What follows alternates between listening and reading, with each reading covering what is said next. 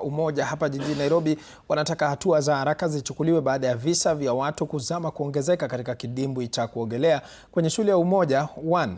Mwalimu Semeshak anaarifu kuwa kifo cha hivi karibuni ni cha kijana wa umri wa miaka 17 ambacho kimezua hofu kubwa miongoni mwa wakazi kwenye mtaa huo. Wakazi wa eneo la Umoja wameitaka serikali kuingilia kati na kubadilisha usimamizi wa kidimbwi cha kuogelea cha shule ya msingi ya Umoja 1 kufuatia matukio ya mara kwa mara ya watoto kuzama. Hii ni baada ya kijana mmoja mwenye umri wa miaka 17 kuaga dunia mwishoni mwa wiki iliyopita baada ya kudaiwa kuzama kwenye kidimbwi hiki.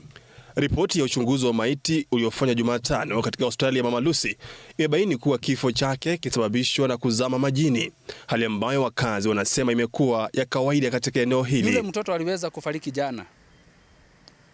Alifariki kwa hiyo swimming pool ikiwa mpaka na wafanyikazi ama lifeguards wakiwa pale, lakini hawakuweza kumsaidia. Kwa mujibu wa Peter Juma, mkazi wa mtaa huu wa Umoja 1, kidimbwi hiki hutumiwa sana na wazazi wengi, lakini pambu ya maji imeharibika muda mrefu uliopita na kusababisha maji kubadilika rangi na kuwa kijani licha ya kidimbwi hiki kuendelea kutumika. Hiyo swimming pool kwa sasa hivi ifungwe, itengenezwe, mikakati mizuri iwekwe na management ya hiyo swimming pool ibadilishwe yote kabisa.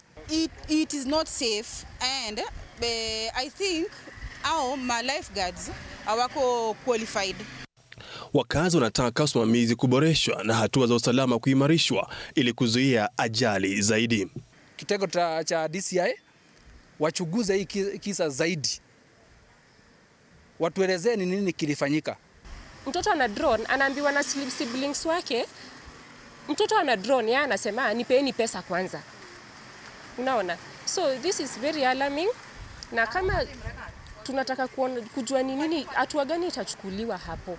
Baadhi ya wazazi tuliwahoji wamesema watoto wao wamewahi kunusurika kuzama kwenye kidimbwi hiki. My son is traumatized. Hata sasa ukimwambia story ya swimming pool anakuambia nilidrown staki. It's a story that even my 6-year-old can tell. As parents we are concerned na ni watoto wengi wanakujanga kwa hiyo swimming pool. So viongozi wamenyamaza, hakuna kitu wanasema. Juhudi zetu za kupata maelezo kutoka kwa uongozi wa shule hii hazikufua dafu. Hii ni baada ya mkuu wa shule kukataa kuzungumza nasi. Najua mko na roho kwa Mwalimu Semeshak, TV 47, Nairobi.